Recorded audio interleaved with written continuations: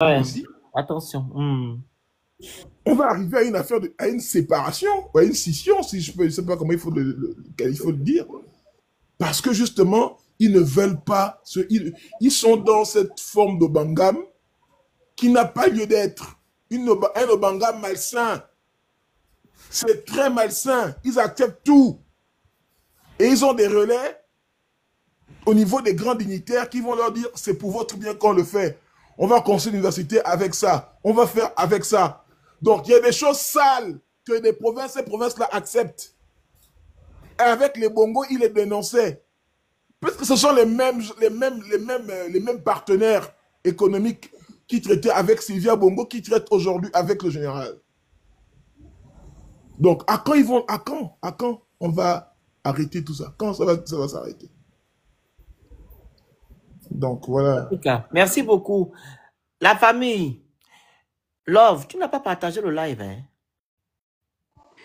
Ah, désolé, non, non, je suis allée réécouter. Par contre, je viens à peine de rentrer. Je suis allée réécouter le discours des Bomaf. Vraiment, Voilà. excuse-moi.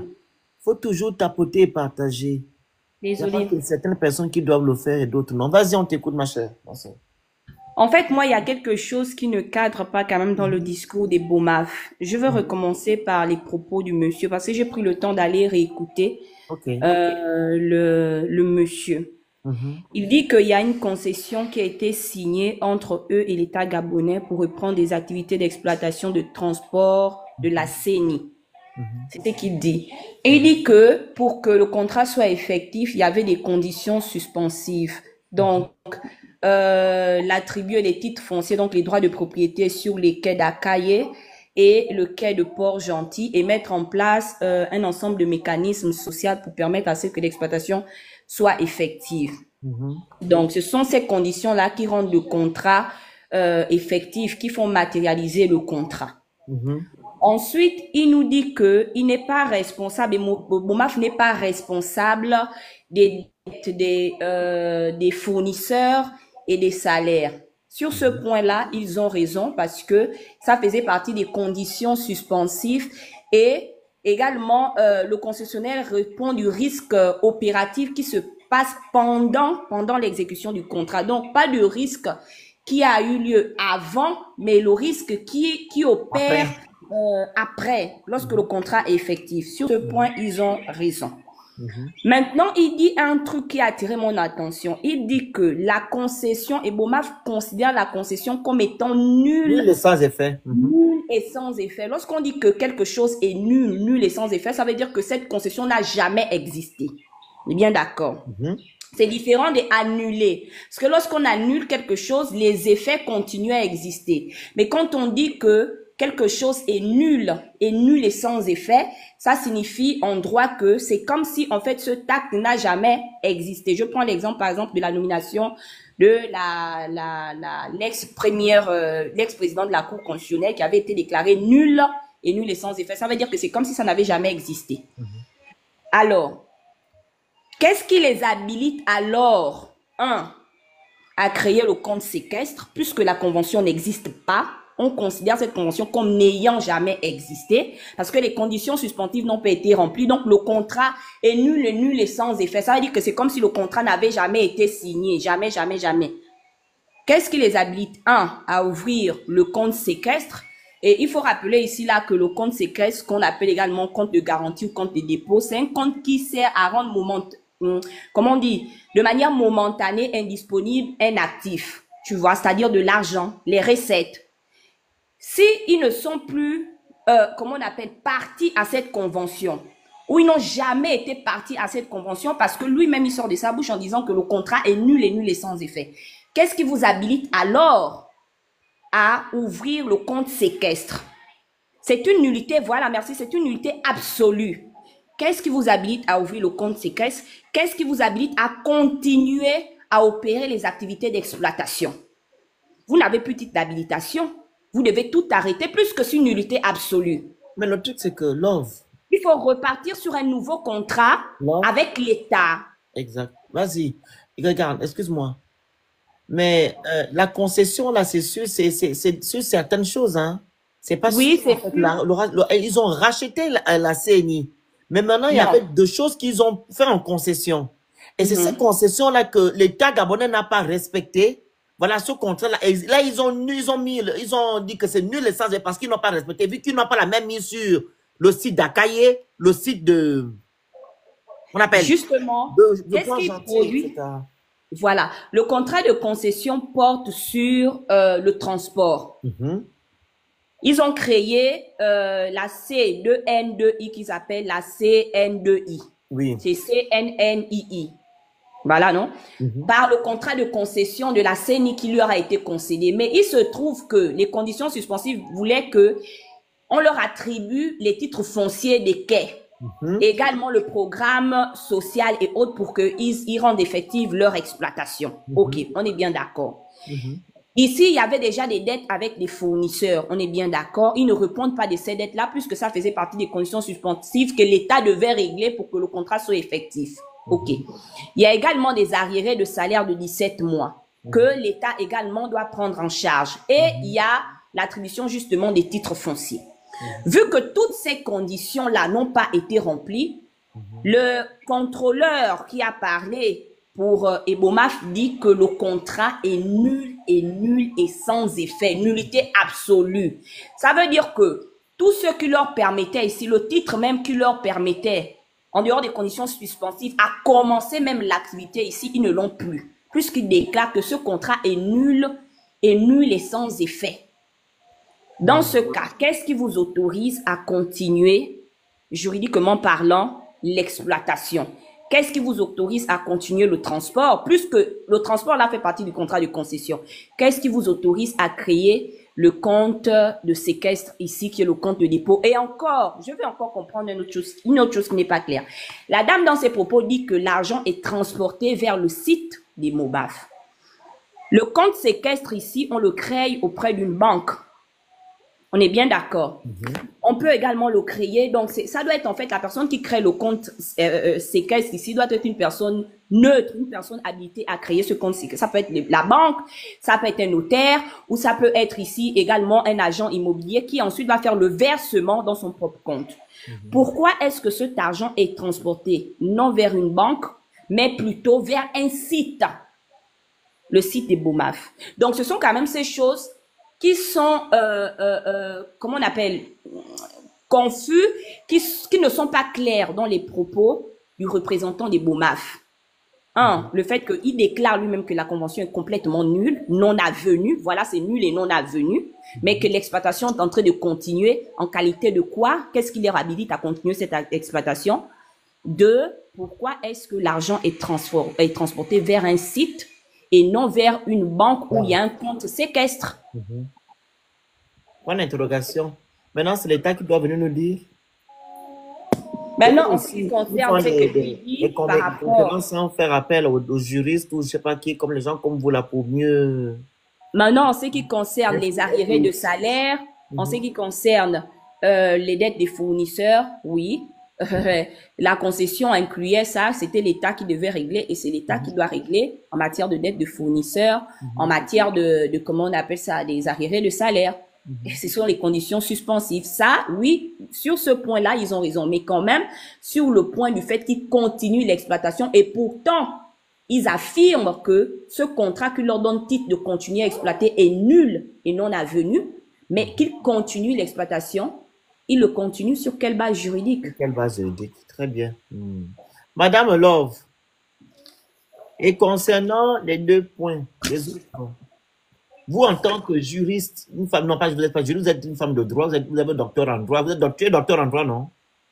Je suis spécialiste en droit administratif et en sciences politiques. Concernant les mesures prises pour la création des partis politiques, est-ce que pour vous, c'est démocratique ou bien on a fait un recul démocratique?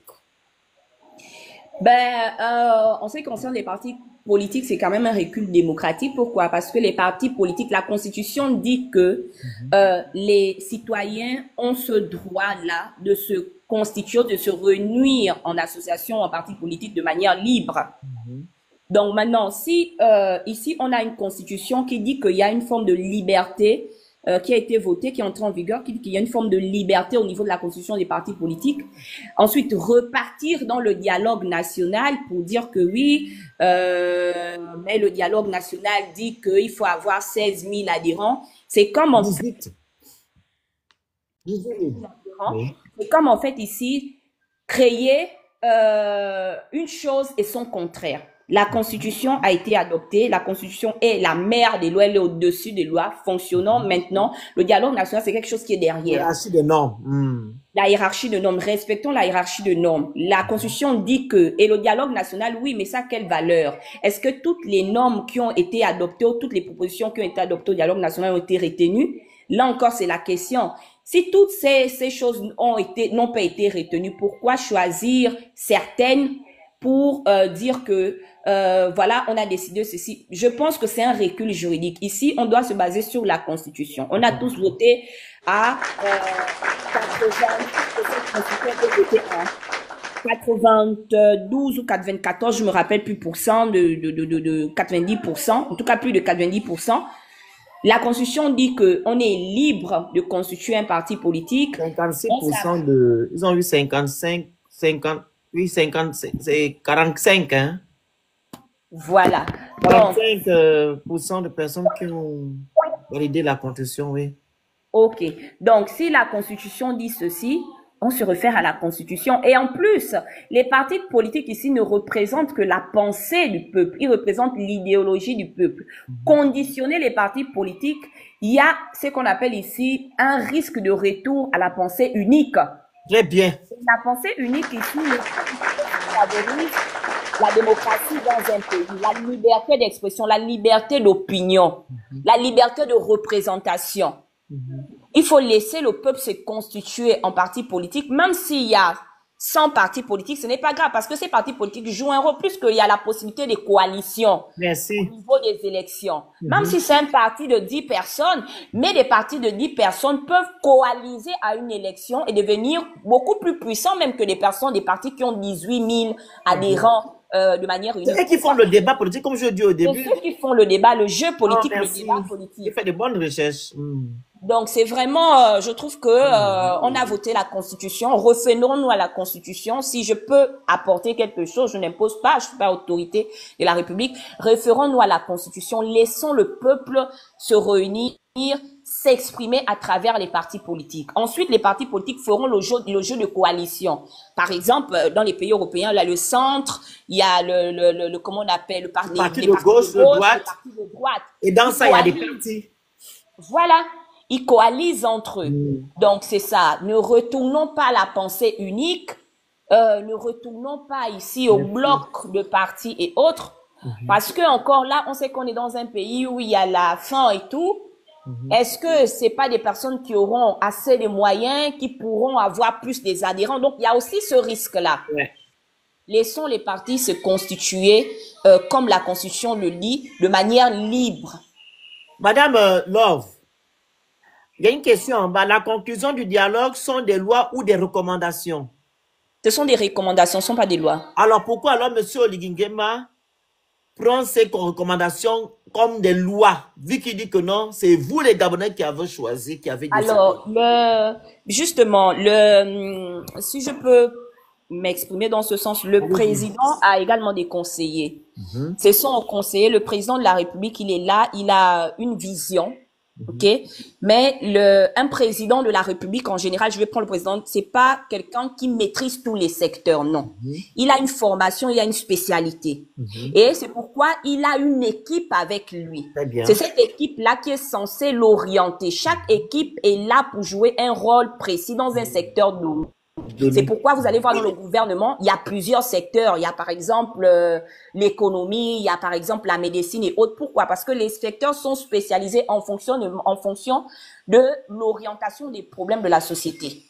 Donc ce sont ces secteurs-là, par exemple les juristes, les politologues et autres, qui savent qu'est-ce que c'est qu'une recommandation, qu'est-ce que c'est qu'une loi, quelle est la portée juridique d'une recommandation, quelle est la portée juridique d'une loi, qu'est-ce que c'est que la Constitution. Donc, ce sont eux, c'est à eux, en fait, d'orienter, de manière respectueuse, bien sûr, le président en disant non, voilà, on a certes dit comme ça, on a certes dit comme ça, oui, c'est vrai, le dialogue national ne peut pas décider, mais maintenant, il y a une loi qui est au-dessus du dialogue national, qui est la Constitution. Parce que le dialogue national, ce sont des propositions. La Constitution, ici, a une portée juridique au-dessus de toutes les lois de la nation. Donc, on doit fonctionner non plus en fonction de ce qui a été dit au dialogue national, mais en fonction de ce qu'on a voté dans la Constitution. Donc, plus ou moins, c'est ça. C'est ça. Par exemple, là, que je voulais dire. Donc, ce qu'il a eu à dire n'est pas valable. Non, mais le président est resté dans l'esprit de la période exceptionnelle. Et donc, il croit qu'il est encore dedans. Il faut lui rappeler peut-être que lui-même a dit que la Constitution rentrera en vigueur après son élection. On est déjà dedans. Et donc, la Constitution s'impose, quelque part. Ouais. Voilà. Mais ce qui m'intrigue, c'est comme j'ai dit au début, aucun parti politique, même s'il n'y a plus de parti politique, où la société civile se lève, hein, pour dire que non, c'est pas normal. Ils étaient assis comme des bébés à la présidence, en train de prendre des notes. Mais Phoenix, toi tu cherches les leaders de la société civile, mais c'est nous là qui restons en société civile. Oui, c'est qu'on a C'est nous qui sommes restés. Voilà. Là, ils font quoi? Non, on ne cherche plus là-bas, puisque tous t'ont montré que ils ont fini leur part du combat. Okay. Ils ont déjà ce qu'ils cherchaient. Il faut simplement comprendre que les places sont vides. Il faut que les gens qui ont encore envie de dire des choses, qui sont encore mariés à la normalité, à la justice, à l'envie de voir une prospérité partagée, se lèvent et prennent les places. Parce que là, on se fait souvent un procès, ou on fait un procès à des gens dont on ne connaît pas les motivations de leur fondement d'hier. Enfin, les fondements de leur motivation d'hier. Donc, moi, tout ce que je pourrais dire, c'est qu'il nous faut nous-mêmes commencer à prendre la responsabilité de critiquer quand ça se doit, dénoncer quand cela s'impose et agir quand cela s'impose. Mais si on attend des gens qui nous ont clairement montré que eux, ils ne sont plus dedans, ils ont déjà trouvé ce qu'ils cherchaient, et donc ce qu'ils dénonçaient hier, ils le dénonçaient parce que la figure d'Ali Bongo, parce que le nom Bongo, aujourd'hui que Bongo n'est plus là, ils s'inscrivent dans une dynamique. Donc ne cherchons plus de ce côté-là. Société civile, c'est nous. L'opposition politique, c'est aussi nous. Faisons notre part, et puis voilà. Effectivement. Madame Love. Je vous écoute. Concernant les taxis, j'ai eu beaucoup de nos frères qui sont montés, qui ont donné leur point de vue. Est-ce que l'État gabonais a le droit de se faire les bénéfices sur la population lambda, comme ça se fait avec le projet Taxi Gab? Alors, l'État... C'est justice, on parle en termes juridiques, pas politique. Vous donnez votre point de vue dans le contexte juridique. Allez-y. L'État a un rôle de social, en fait. L'État ne peut pas contracter comme un privé, comme un particulier. C'est-à-dire que si le particulier contracte, par exemple, à 20 000 francs, l'État va venir contracter à 5 000 francs. L'État ne peut pas contracter comme le particulier. Donc, quand l'État contracte... Il y a la musique à côté. Ah, ok, d'accord. Attends, je vais me déplacer. Donc, quand l'État, en fait, contracte, l'État doit tenir compte également des réalités sociales des particuliers ou des personnes avec qui l'État contracte. Maintenant, en ce qui concerne le taxi Gab, je pense qu'il y a une caution de 1 million qu'on a demandé à... 1 million 100. Ok. 1 million 100 qu'on a demandé aux jeunes Gabonais qui ont pris les taxis de verser. Je pense que c'est pour une assurance. Si je ne me trompe pas, je n'ai pas envie d'aller dans l'erreur.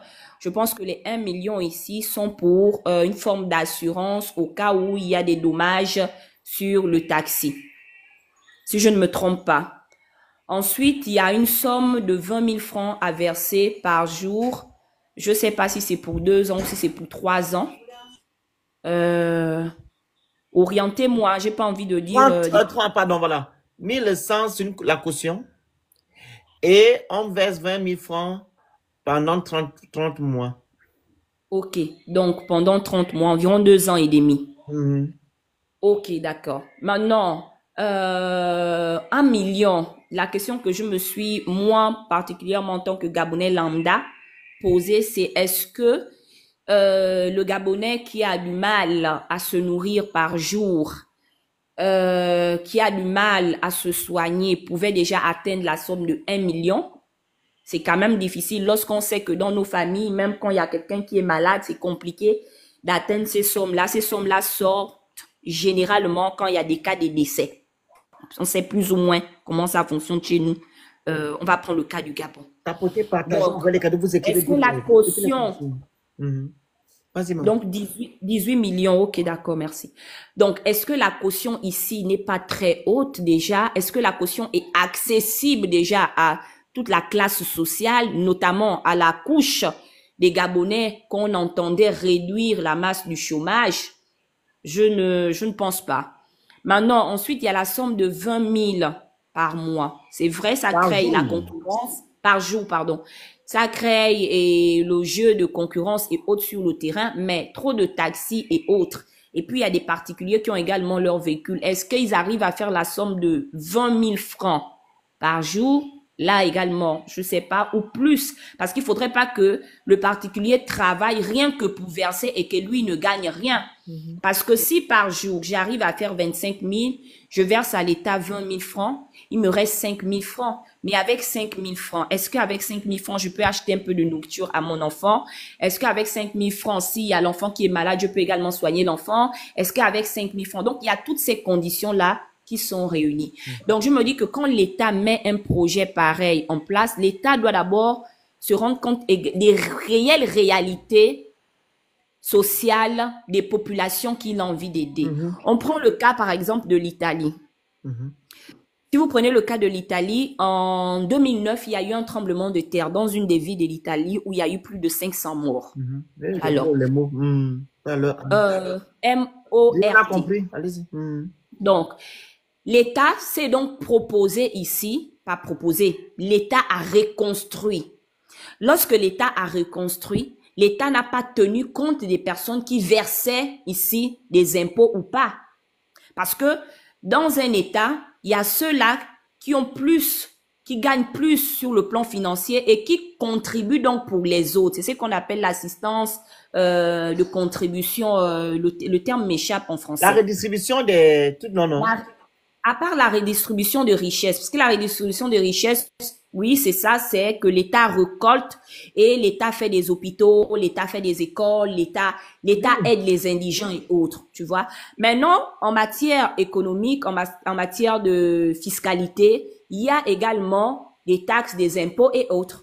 Mais dans ces taxes, dans ces impôts-là, on ne paye pas tous. L'impôt est progressif. C'est-à-dire que celui qui a plus d'argent vient à être plus imposé que les autres et il contribue plus que les autres et il contribue pour les autres. Tu vois? Donc, lorsque l'Italie, la solidarité, merci beaucoup, lorsque l'Italie se met à reconstruire, l'Italie ne tient pas en considération qui a versé les taxes, qui n'a pas versé les taxes. Elle reconstruit et pour les personnes qui travaillent et pour les personnes qui ne travaillent pas. Vous prenez par exemple le même pays, l'Italie, vous payez la France, vous payez plusieurs pays. Lorsque on donne des pensions sociales, on ne donne pas seulement des pensions sociales aux personnes qui ont travaillé, on donne également des pensions sociales aux personnes qui n'ont jamais travaillé de leur vie. Donc, tout ça pour dire quoi? Pour dire que sur notre territoire, il y a des cotisations qui se font, il y a des impôts qui se font, il y a, comment on appelle ça, qui sont faits, il y a des taxes qui sont faites, il y a des cotisations sociales qui sont faites. Tout cet argent qui rentre dans le budget de l'État, l'État doit tenir compte des indigents. Et si possible, assister de manière gratuite ces indigents. Exact. Ou assister de manière sociale ces indigents. Mais si l'État prend les mêmes indigents et les place au même rang que, par exemple, quelqu'un qui a quand même de quoi manger. De quoi manger, ça devient compliqué pour l'indigent. Donc, je me dis que, et ça, c'est le travail des économistes et des fiscalistes, mais également des sociologues. Je reviens à ce que je disais. Le président a une spécialité. C'est pourquoi il l'a entouré de personnes qui doivent prendre non seulement leur rôle en considération, mais également, parce que nous, dans notre société, malheureusement, quand on a un certain poste, on ne regarde plus celui qui est en bas qui souffre. où on n'a plus de considération pour celui qui est en bas qui souffre. Ces personnes-là doivent avoir, comme on dit, terre à terre au quartier, un cœur. Regarder les réalités de ceux-là qui n'ont rien. Orienter l'État vers son rôle social et non vers un rôle ici contractuel de particulier ou de privé sur le plan économique. S'il y a la possibilité d'aider des indigents, l'État a l'obligation d'aider les indigents de manière gratuite, sans leur demander un 100 francs. Ça se fait dans plusieurs pays. Donc maintenant, pour revenir au taxi Gab, est-ce que l'État a la possibilité de faire ici contracter comme un contractuel? Oui, l'État peut contracter comme un contractuel, mais quand l'État contracte, l'État doit tenir compte des conditions sociales. Et si les conditions sociales sont défavorables, l'État ne peut pas se comporter comme un privé. Il doit jouer son rôle social et baisser les prix qu'il applique. C'est ce que je peux dire. Merci beaucoup. On a fait le tour. Véronique, tu veux dire encore quelque chose? Balti, vous avez quelque chose à dire? Vous m'excusez, hein, les gens que j'enlève en bas pour qui veulent intervenir. Vous ne pouvez plus monter ici sans tapoter, sans partager le live. TikTok me montre tout. Quand vous faites la demande, je clique sur votre profil, on m'envoie 0 tapotage, 0 partage, 0 cadeau, 0. Je regarde, je vois 0, je t'enlève. Celui que je vois, il a partagé, oui, il a tapoté, c'est lui que je fais monter parce que lui, il participe. On veut que tout le monde participe. Ou bien, c'est pas ça. Alors, tu peux venir ici, t'asseoir, tu vas venir parler, après, tu disparais. Ça ne se fait pas ici, c'est pas ici, c'est pas le marché. Quand tu veux intervenir, tu fais comme les autres. Tu partages pour que le message soit répondu. Tu t'apportes pour que on puisse avoir plus de visibilité. Tu envoies les objectifs pour qu'on le là puisse être protégé. Ou qu'au moins tu respectes ces conditions-là. Tu montes tranquillement. Tu viens dire ce que tu as dit. Mais tu viens t'asseoir, tu attends. Tu vas me parler. Tu vas venir parler quoi? Giovanni? Giovanni est là? Je suis là. Oui, vas-y, mon frère. Tu as quelque chose à dire encore? Non, mais... C'est un bon live avec la participation aussi de Love. C'est clair. Vas-y, effectivement. Merci, moi je vous laisse, je suis en bas, je vais taper. Merci encore, merci. Ouais, non, mais ce que je veux dire simplement que, et Baltic l'a dit, et Love est venu tout à l'heure rappeler que Ebomaf a des failles dans sa communication avec son influence des juristes. Parce que bon, elle est plus habilitée à comprendre le langage. Ouais. Mais le fond est là. Le fond est que notre État est faible. Notre État est faible et malhonnête. C'est ça le problème.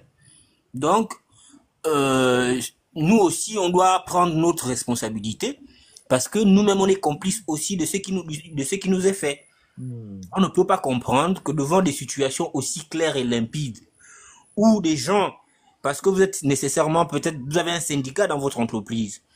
Donc, quand des concessions comme ça se font, les syndicalistes ne sont jamais hors jeu. C'est des gens qui participent, donc ils connaissent les tenants et les aboutissants d'une telle relation entre l'État et un privé. Donc, vous ne pouvez pas être surpris de ce qui se passe et vous tromper de qui est le responsable du désordre. Normalement, ils sont bien conscients de qui est au centre du désordre et qui cautionne que, par exemple, les Ebomaf, plutôt que de ramener de l'argent à l'endroit où il faut, ils l'amènent ailleurs. Mais si eux, salariés, sont comme ça, on connaît comment ça fonctionne, le renseignement au Gabon. Même la maman qui vend sa tomate au marché, on peut vous dire où elle se fournit, où elle va cacher son argent, dans sa propre maison. Donc, c'est pas une entreprise qui a la gestion c'est pas un partenaire qui a la gestion de la chose de l'État, qui peut faire ce qu'il veut quand il veut et que personne ne lui rappelle comment les choses doivent se passer. Donc il y a une complicité de l'État qui dit pas son nom, et ça c'est lié au fait que on confond les relations amicales et la gestion de la chose publique.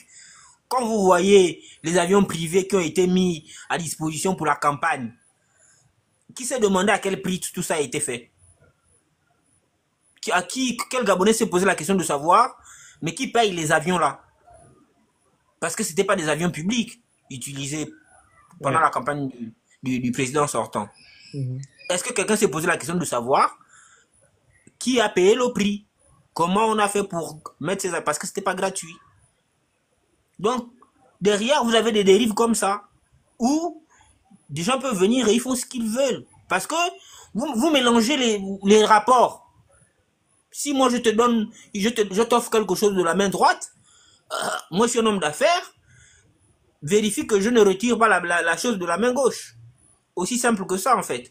Giovanni, il y a un problème que les Gabonais ont. Oui. En fait, ils doivent dans les pays qui se respectent. Tu vois la question que tu as posée là, où tu dis qui a concernant les avions privés, comment ils ont pu qui a payé le prix?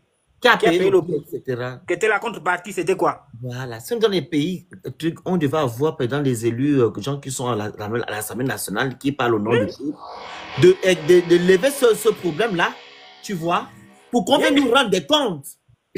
Pour Gabon, en fait, d'abord, ils ne disent pas aux Gabonais qu'ils ont ce droit. Et les Gabonais aussi disent qu'ils n'ont pas ce droit pour demander. Donc, tout ce qu'Oligui va faire, il a le droit de faire parce que c'est lui le président. Mais en fait, d'ailleurs, Phoenix, à ce sujet, on a un travail à faire. Oui, à ce sujet, il y a des comptes de campagne, non? La Cour de compte devrait aller regarder combien les candidats ont dépensé pendant la campagne. Parce que la loi désormais fixe un plafond pour les dépenses liées à la campagne.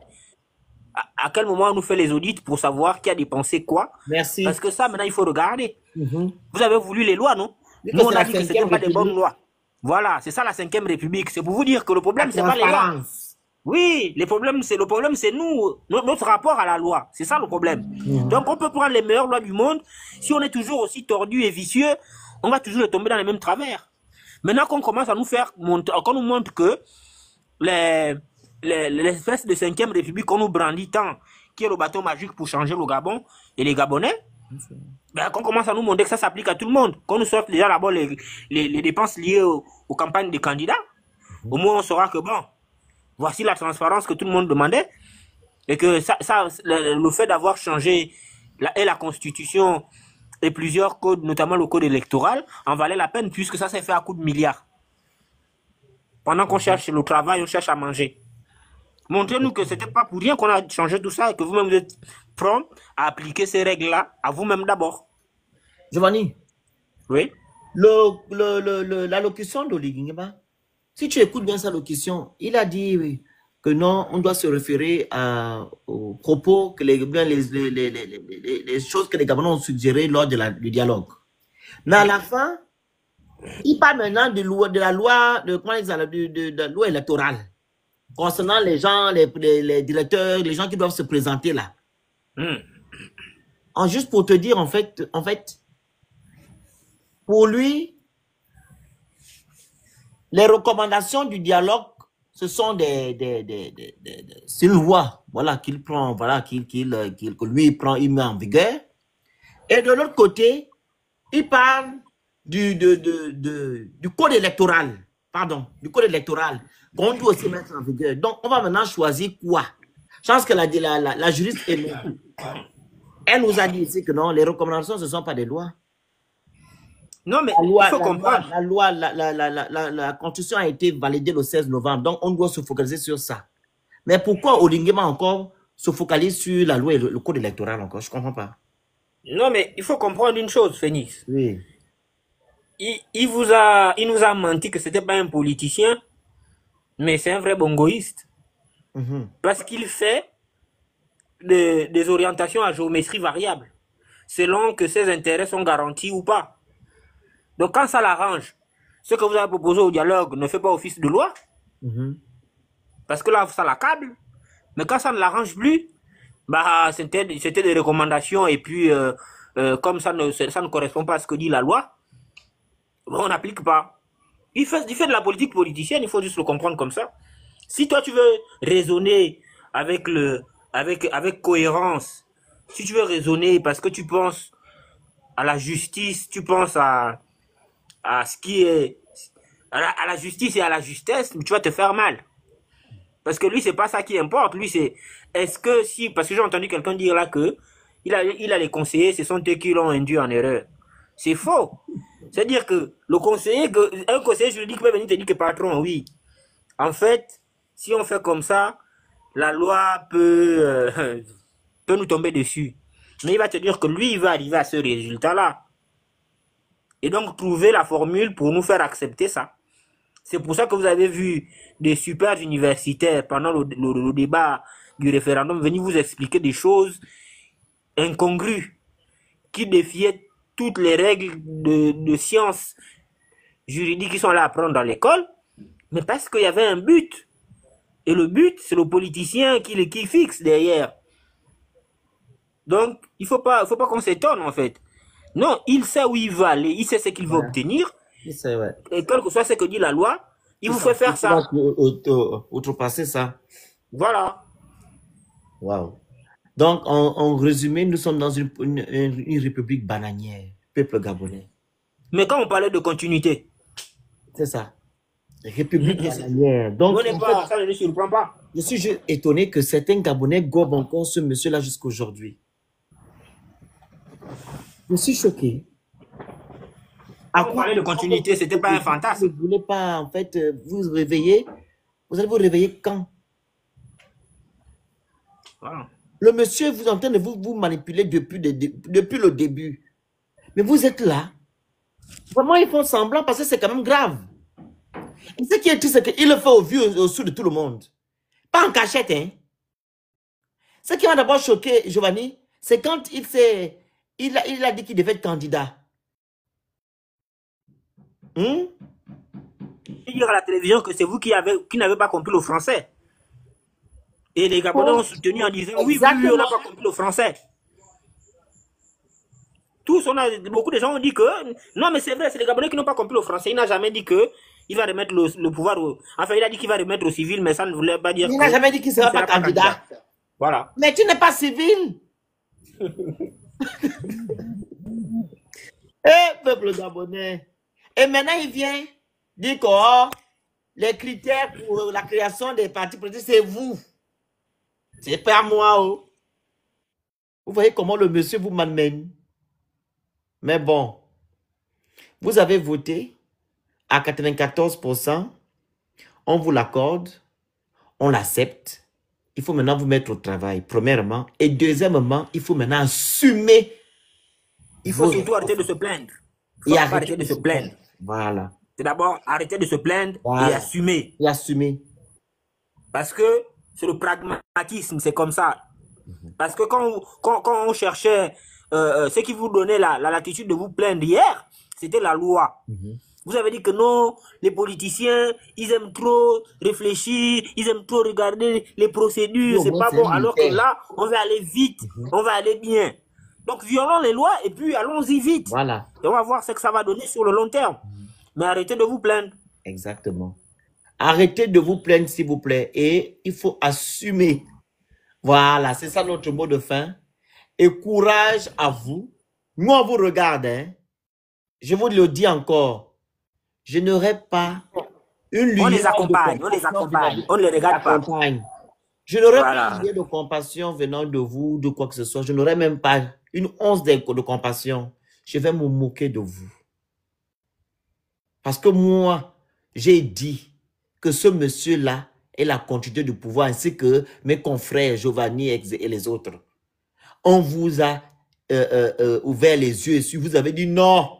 Vous racontez des conneries maintenant, il faut maintenant assumer.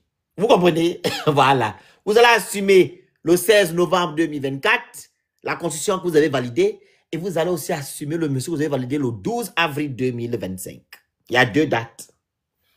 La constitution, le 16 novembre 2024, et le 12 avril, le président de la République, qui est M. Lingema, voté par les conabilistes. Donc, vous devez assumer ces 2 choses-là. Je m'oublie aussi, Giovanni. Le PDG est revenu le 11, c'était quand le 11, le 11 mars. Oui, parce qu'ils n'ont pas fait, c'est pas le 12 mars qu'ils ont fait le truc, ils ont fait le 11 mars par contre. Ouais. Il y a aussi la date du 11 mars, l'arrivée du PDG. Il faut assumer. Non, mais plus grave, Phoenix, ça veut dire que tu as des gens, aujourd'hui quand on parlait de la suspension du PDG, tu as des Gabonais qui étaient contents, qui ont célébré le 30 août Ouais. 2023. Ils ont célébré au nom de ce que le PDG nous avait on avait enfin été libéré du PDG. Quand Olivier est venu vous dire que c'est antidémocratique de dissoudre un parti politique, les mêmes ont repris le même argument pour soutenir, si les Gabonais eux-mêmes n'aiment pas les PDGistes, on attend le jour du vote. C'est là-bas qu'ils vont montrer qu'ils n'aiment pas le PDG. Donc, comme c'est antidémocratique, on ne va pas violer la loi à cause de ça. On laisse les PDGistes faire. Ils ont raison d'exister à côté des autres. Tu as des Gabonais qui disent ça aujourd'hui. Bon, des gens comme ça, ils ne sont pas à plaindre. Ouais.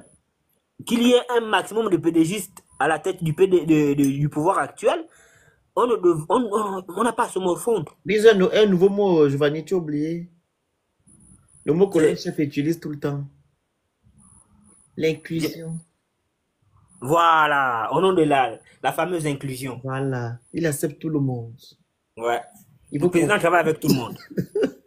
Et je vois une Kounabélis ce matin qui fait comment le live. Elle affiche les papas d'Oyem qui ont démissionné. Que c'est des sorciers. Pourquoi? Je te dis. Authentique que c'est des sorciers. Mais ça maintenant les divers. Oh. C'était quoi le plus? En fait, je n'ai pas regardé. Tu sais, les choses des PDGistes là, moi, ça ne m'intéresse pas. Qu'est-ce qui s'est passé? Non, moi, je n'ai même pas regardé. Je ne sais même pas de quoi ils ont dit que les ils divers ou la accompagnent famille? Vas-y. Ils accompagnent le président. Et ils sont là pour accompagner le président. Ils ne peuvent pas être attachés à une étiquette politique. Donc, familialement, ils ont décidé de se mettre ensemble pour démissionner de leur grand parti de masse. Leur vénérable parti de masse. Donc, de façon familiale, ils ont démissionné. Et je vois des Kounabélis qui disent « Oh, ils ne peuvent pas venir. Ils ne doivent pas démissionner. Il faut qu'ils assument le PDG. Oh, c'est pas gentil, c'est des sorciers. Hein, avec des visages comme les varans. Machin, ils veulent encore prendre nos places. » Je me suis dit, mais vous parlez de quoi en fait? Mais, excuse-moi, mais le PDG, c'est pas le C3, c'est pas le bâtisseur. Mais franchement. Qu'est-ce qui a changé là-dedans? Mais franchement. PDG, c'est bâtisseur. J'ai jamais vu des gens bipolaires comme ça. Ça, c'est un niveau de bipolarité qui craint. Même là, quand ils demandent de ne pas venir, mais c'est eux qui ont fait la campagne d'Oligingema. Oh. Vous allez interdire aux gens qui ont fait la campagne d'Oligingema de ne pas rentrer dans les bâtisseurs. Dans le bateau. On peut dire que on dit comment? Tu vas payer un parti politique, c'est la tête. Et le parti pour les bâtisseurs, c'est la sous quoi? On peut dire ça comme sous. C'est le corps. Le tronc, c'est le corps. Voilà.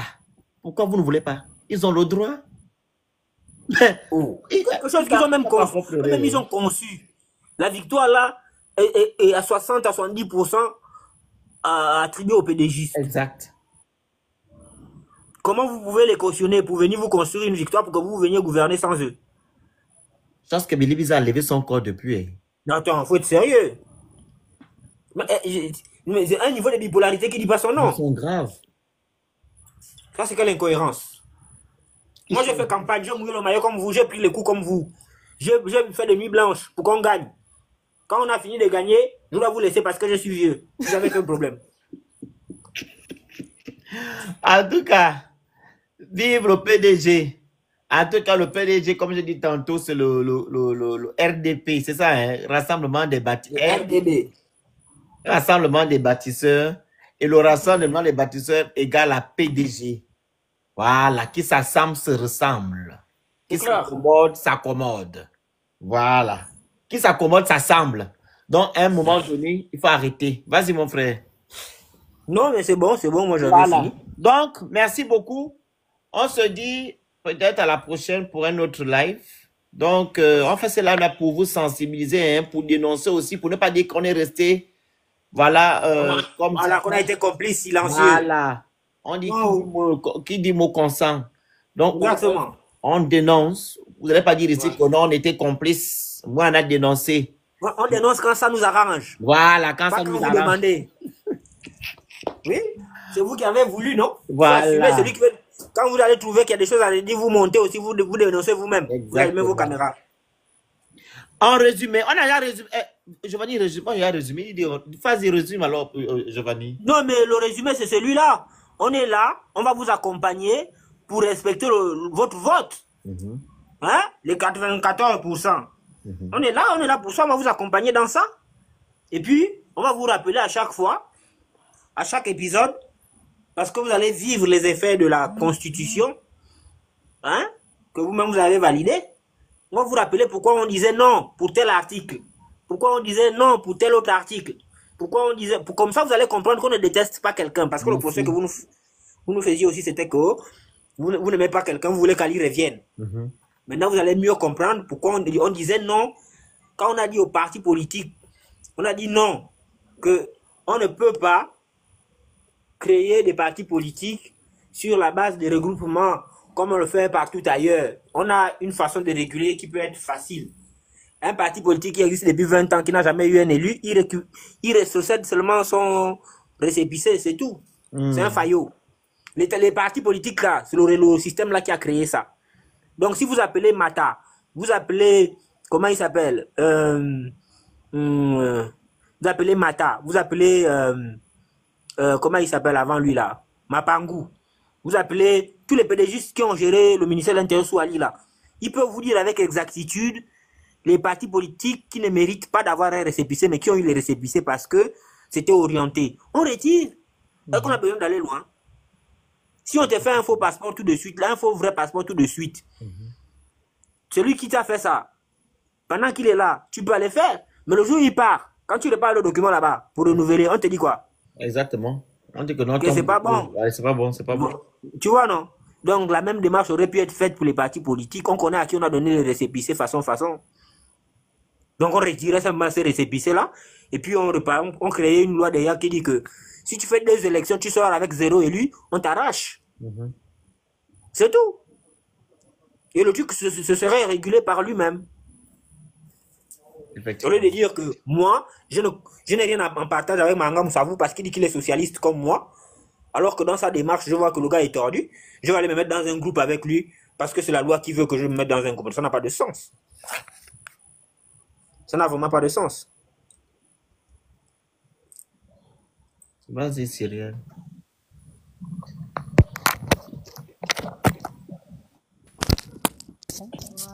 Bonjour. Ça va, Cyrielle?